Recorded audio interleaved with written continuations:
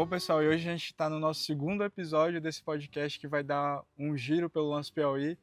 E hoje um pouco mais descontraído e um pouco mais diferente do que a gente está acostumado, porque vocês podem ver, hoje a gente não está dentro de estúdio, a gente não está com o que vocês estão acostumados a ver. Hoje a gente está falando direto da Serra da Capivara, do Parque Nacional da Serra da Capivara, e com a gente a chefe do parque, né, há 6 anos, Marian Rodrigues. Marian, é um prazer ter você aqui com a gente. E aí, a gente quer saber um pouco mais sobre a tua história, um pouco mais sobre o teu envolvimento com o parque. Primeiro, obrigado também por ter aceitado. Eu agradeço também por vocês estarem aqui, é um prazer recebê-los.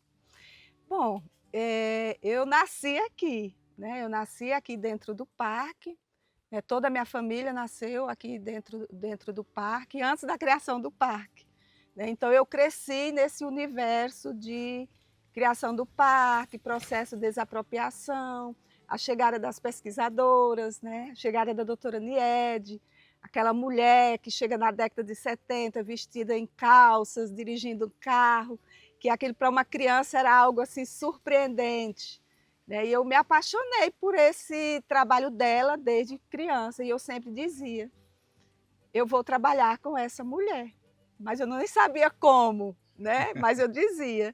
Ao tempo que eu ouvia também muitas histórias da minha família, da minha comunidade, sobre o processo de desapropriação, né, que um parque, um território que acabava de deixar de ser nosso para ser da humanidade. Então, para uma criança, uma adolescente, eu não entendia muito bem o que isso significava. E foi a partir disso que eu passei a querer entender do ponto de vista patrimonial, científico, porque dizia assim, essas mulheres estão aí na serra procurando tesouro. E aí o tesouro que nós imaginávamos era ouro, né? Eram Serra pedras Pelada, preciosas, se né? ouvia muito, né? Naquela época, muitas pessoas da região iam para a Serra Pelada, para buscar ouro. Então, na nossa imaginação, era aquilo que nós estávamos buscando aqui, né? Mal sabíamos nós que era o tesouro arqueológico, né? E a partir disso, eu passei a querer entender, e muito cedo eu buscava estar sempre em ocasiões que a doutora Niede estava. Eu, com 13 anos, tenho um autógrafo dela. Nossa. Nossa, esse autógrafo até hoje está lá no meu diário, que eu pedi para ela, né? Que ela sempre foi essa pessoa que eu tinha muito admiração.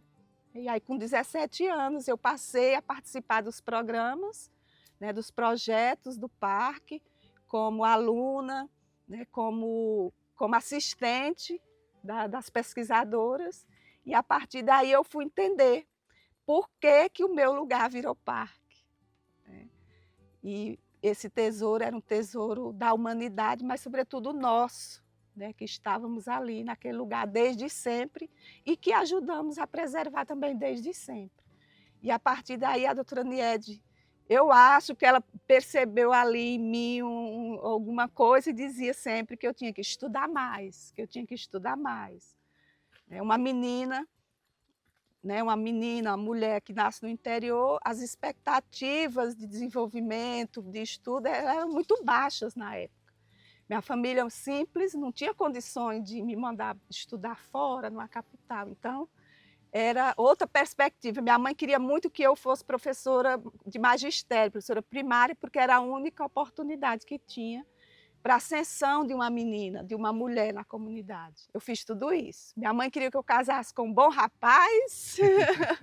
Com 18 anos eu tinha que casar, eu casei com esse bom rapaz. Estou com ele até hoje, que também foi aluno da doutora Niede, né? E nós juntos ali como alunos dela nos aproximamos. E com isso, fiz tudo que minha mãe desejou, mas eu fui vendo que eu podia ir além pelo exemplo da doutora Niede, né? Que ela sempre incentivou, principalmente as mulheres, as meninas. E foi trabalhando com ela que eu fiz, né? Fui para Portugal, tive essa oportunidade de fazer arqueologia, porque na época não tinha ainda o curso de arqueologia de graduação no Brasil, só tinha pós-graduação.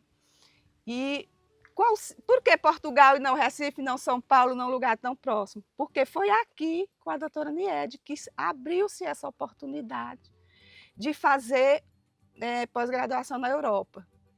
Podia ser um programa que chamava Erasmus Mundus e podia ser na França, na Itália, na Espanha ou Portugal. Eu escolhi Portugal ali pela língua, né? Eu nunca tinha saído nem daqui de São Raimundo Nonato. De repente eu estava em Portugal fazendo um mestrado em arqueologia e estudando sobre a minha comunidade e a relação com o parque dentro de arqueologia e gestão do patrimônio mundial. E a partir daí eu fiz o mestrado e já, consequentemente, o doutorado também lá. É interessante, como você falou, né? A própria doutora Niede, a gente tem uma presença muito grande na história do Parque de Mulheres, né? Desde a doutora Niede, a Tracalo, a própria arquitetura também foi promovida, né, do museu, salvo engano, por mulheres também. Então, assim, como é que você vê e, ao mesmo tempo, como é a receptividade de saber que a gente tem esse patrimônio na mão, né, das mulheres? Essas mulheres, elas mudaram a forma de como nós, mulheres aqui da região, nos vemos enquanto cidadãs, como mulheres, da possibilidade de também alcançarmos lugares de liderança. Doutora Niede, a Rosa, a Beth, né, a Beth Sim. Buco, que foi que projetou, ela projetou os 2 museus e toda essa infraestrutura que nós temos aqui dentro do parque. Você pode ver a Girleide, que infelizmente partiu recentemente, outra mulher de força, a doutora Ana Marie, que agora assume a gestão da Fundan, é outra mulher de fibra, a doutora Márcia Chambe, ou seja, é uma corrente, né, é uma corrente de mulheres que mostrou a possibilidade, mostrou que é possível mulheres no sertão chegarem a locais de liderança, como eu, né? Todas elas são mulheres que vieram de outros lugares, mas que abraçaram a região como delas e nos incentivaram a estar nesses lugares. Você pode perceber que todas as guaritas, né, são mulheres que ficam recepcionando os visitantes, recepcionando os pesquisadores, são mulheres fortes. A doutora Niede mandou fazer treinamento de defesa pessoal para todas as mulheres. E vou dizer, deu um cacetete para cada um se defender. Porque ainda, embora, né, nós estejamos em um momento diferente, histórico, né, de quando ela chegou aqui, das dificuldades que ela encontrou como mulher, né, nós ainda encontramos, ainda temos essas mesmas dificuldades. Mas, de certa maneira, não é fácil, né, para mulheres ainda hoje abraçar e gerenciar um patrimônio como esse. E eu acho interessante, Marinha, porque eu fui pesquisar, né, o seu extenso, né, currículo, e eu vi que você é cofundadora do Instituto Olho d'Água, né, que também fomenta a região com cultura também, né? Então, como é que você começa a linkar, né, esse ponto entre o parque e a cultura? Exatamente, foi a partir desse momento de descoberta minha, do ponto de vista científico, da importância que as comunidades atuais também, né, têm em relação à preservação e à proteção do parque. Só que isso não estava registrado, né? O que estava registrado era que essas comunidades tenham sido desapropriadas pelo fato do parque ter sido criado. Mas e o modo de vida delas, né? A riqueza da cultura delas, de viver nesse território, não estava registrado. Foi registrado no meu mestrado, no meu doutorado, só que para mim não era suficiente, porque você que visitava não ia ler minha dissertação, provavelmente, a comunidade que estava ali não ia saber o quanto ela é também patrimônio da humanidade, e foi aí que surgiu a iniciativa de criar o Instituto Olho d'Água para fazer o registro da memória das pessoas que viveram dentro dessa área e que por ocasião já estavam partindo, né, para outros planos, e que essa memória estava ficando cada vez mais esquecida. E a partir disso nós começamos a fazer esses registros, filmando, né, documentando as histórias, mapeando esses lugares de origem, e começou assim, né? E a partir daí a comunidade foi se aproximando, doando objetos. Muitos diziam assim para mim: olha, eu tenho esse pote há 50 anos, ele estava lá no meu quintal. Como eu soube que você gosta dessas coisas velhas, toma. Aí eu pegava o pote, outro chegava com uma panela de ferro, dizia a mesma coisa. E eu dizia: de quem era essa panela? Aí contava a história, foi meu avô, minha mãe ganhou de casamento do avô dela, da avó dela, e não sei o quê. E eu comecei a registrar essas histórias, porque aquela panela, ela não era uma panela só um objeto, ela tinha uma agência. Tinha toda uma história, né? Ela é viva, porque ela estava contando a história daquela família. E aí surgiu o Centro de Memória dos Povos da Serra da Capivara, né, que está aí. E hoje eu sou a fundadora junto com meu esposo, mas depois que eu assumi a chefia do parque, eu me afastei da diretoria. Meu esposo continua, né, na gerência disso. Eu sou voluntária, mas é meu projeto de coração, meu projeto de pesquisa. E hoje é possível conectar a história da humanidade por completo. Você vem no parque, você vê e sente e visualiza a história do homem de 50 mil anos. Você vai no Museu do Homem e você vê os seus artefatos lá. Você consegue conectar a história da natureza e de todas as formações rochosas no Museu da Natureza. E no Centro de Memória você consegue entender quem eram essas pessoas que estavam aqui na época da criação do parque, o que elas faziam e como elas viviam. Então, a partir disso, essa parte que faltava aí na história dos povos da Serra da Capivara agora está sendo contada, porque nós somos também patrimônio da humanidade. Interessante. E voltando mais para o turismo, Marinha, quais são os principais desafios que o parque tem quanto ao turismo, né? Qual os principais desafios de manter o parque, como que vem sendo, né? Você que já está há 6 anos, né, à frente do parque, quais os principais desafios com relação ao turismo que o parque enfrenta hoje? Veja, os desafios eles não são separados, digamos assim, né? O parque, como esse organismo vivo de proteção, de preservação, de conservação e de uso público, né? Que é um dos objetivos do sistema de unidade de conservação, é você fomentar o desenvolvimento socioeconômico da comunidade. E o turismo é um desses meios de sustentabilidade, né? Esses últimos anos nós temos visto uma crescente no número de visitantes, mas nós tivemos também aí a pandemia, né, que isso não pode ser deixado de ser dito, que trouxe um impacto considerável, né, para todos os prestadores. Quem vive do turismo na região foi assim, algo bastante impactante do ponto de vista negativo, e que esses últimos 2 anos têm sido importante para a recuperação desse setor, né, da comunidade, dos condutores, dos hotéis, e nós estamos ainda nesse momento de reorganização, né. Agora, por exemplo, nós vamos fazer um novo reordenamento do uso público, que nós vamos fazer o plano de uso público do parque, para organizar os roteiros, organizar todo o zoneamento do parque. Tem uma questão de segurança, né, que nós estamos também trabalhando para organizar essa parte de segurança, de trilhas e etc. Todas essas questões, todos esses desafios de conservar as áreas, né? Você pode ver que o parque ele tem 400 quilômetros de estradas. O parque tem 204 sítios arqueológicos abertos à visitação, com passarelas, com trilhas, que isso tem que ser feito uma manutenção contínua. É um desafio, né? Nós precisamos de orçamento cada vez maior. E aí volto ali, a doutora Niede dizia: mas a doutora Niede parou de dizer que não tem mais recursos. Não, a doutora Niede se aposentou. Cabe a nós agora dizer: não tem mais recursos, nós estamos precisando de recursos.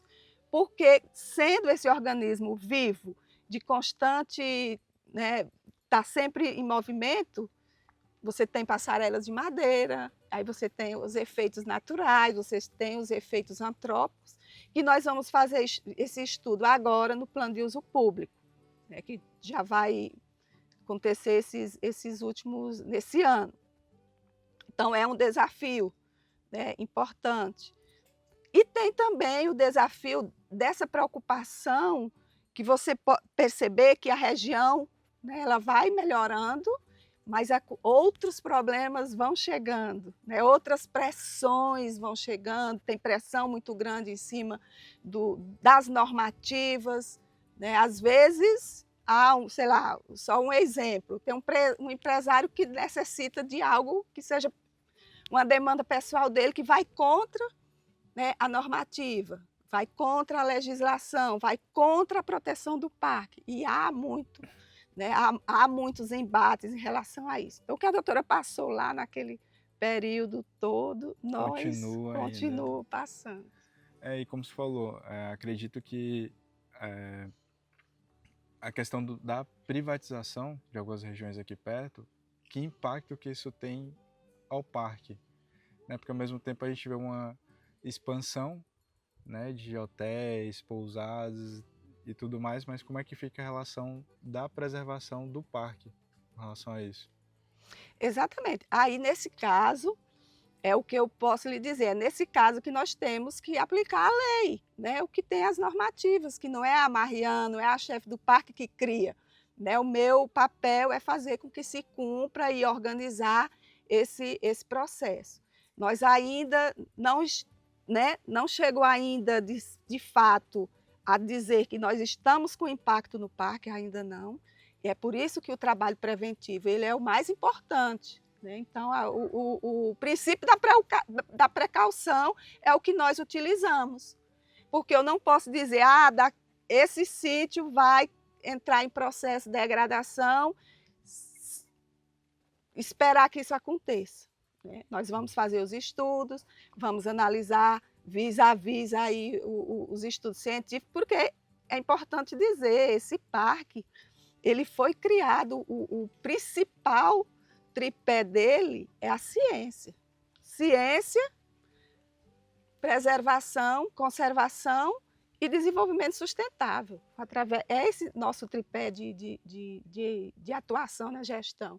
Então, quando desequilibra qualquer uma, né, dessas partes do tripé, é que nós vamos tentar, esperando que não desequilibre, nós vamos trabalhar antes para que isso não aconteça. E esse trabalho antes, ele é uma pressão muito grande em cima também, né, dos órgãos gestores, porque muitas vezes o desejo pessoal quer sobrepor ao desejo, né, coletivo, que é proteger um patrimônio que é da humanidade. E como você falou a questão de leis, até quando a gente entrou é muito interessante o volume de guias, né, que a gente tem aqui. Qual o que o parque exige, né, para que a pessoa possa vir a se tornar guia do Parque Nacional Serra da Capivara? Olha, você veja que como a doutora Niede sempre teve um pensamento à frente do seu tempo. Antes do governo, né, institucionalizar o condutor de visitante dentro das unidades de conservação, ela já implantou aqui na década de 90 esse trabalho de formar pessoas da comunidade, pessoas nascidas aqui, né, que principalmente o pessoal que vivia de roça, né, da agricultura, pessoal que não tinha oportunidade de ter outras frentes de serviço, elas vão formar esses cidadãos e cidadãs para que eles no futuro me ajudem, né, ela já pensando nisso, a proteger o parque, porque o condutor de visitante ele não é só um prestador de serviço para conduzir e ganhar aquela taxa. Há muitos que não entendem isso. O condutor, do ponto de vista da formação e do projeto que foi criado, ele é um dos nossos guardiões. Ele é quem vai fazer com que o visitante não risque, não jogue o lixo. Ele é quem vai chegar no ICMBio e dizer: estão precisando arrumar aquela passarela, aquela estrada está porque ele é quem vai estar todos os dias dentro da unidade. Ele atua como fiscal. Ele é o fiscal, ele é esse papel, mas para que chegássemos a que eles fossem hoje, né, ter essa função, Teve muito trabalho lá atrás, de formação. A doutora Neto trouxe os melhores especialistas do mundo. Esses condutores foram formados por especialistas franceses em conservação que trabalharam lá em Lascaux. Não vamos fazer o que aconteceu, não vamos deixar acontecer o que aconteceu lá, que trabalharam em Altamira. Então, ela pensou em tudo isso, esses formados hoje. Consequentemente, o órgão, né, o ICMBio, criou, né, várias normativas ao longo dos anos de credenciamento dessas pessoas. Então, eles passam por um processo de formação, eles têm que apresentar esses cursos, né, todo esse conhecimento e se credenciar. E o ICMBio, né, passa a dar-lhe um termo de uso, né, digamos assim, também com os direitos e obrigações. Então, interessante, Maria, mas e hoje, quem quer ser condutor, o que que precisa? Ótima pergunta. Precisa passar por um processo de credenciamento, né? Abre-se um edital e as pessoas que têm interesse, né, participam daquele edital e, se for contemplados ali com os critérios, né, existem os critérios, e aí ele recebe o credenciamento. Esse ano, né, depois desse período de pandemia e que teve todo esse problema, porque os condutores estavam com muitos problemas financeiros, então nós seguramos um pouco, mas agora, como está melhorando, esse ano já vai ter um novo edital, está para sair, e as pessoas vão poder né, participar como um processo público, seletivo público, né? Para todos, sem critérios pessoais. Vai ser aberto para todas as pessoas que tiverem interesse e que atenderem aos critérios do edital. Ótimo. Mas aí, para quem quer vir como turista, né, qual o passo a passo para quem quer conhecer o parque? Ótimo. O passo a passo é chegar. É importante que se planeje, né? O planejamento, ele evita muitos contratempos.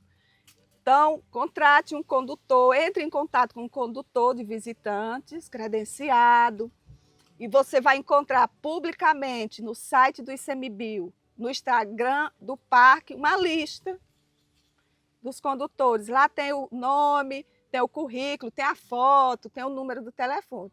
Faz esse pré-agendamento.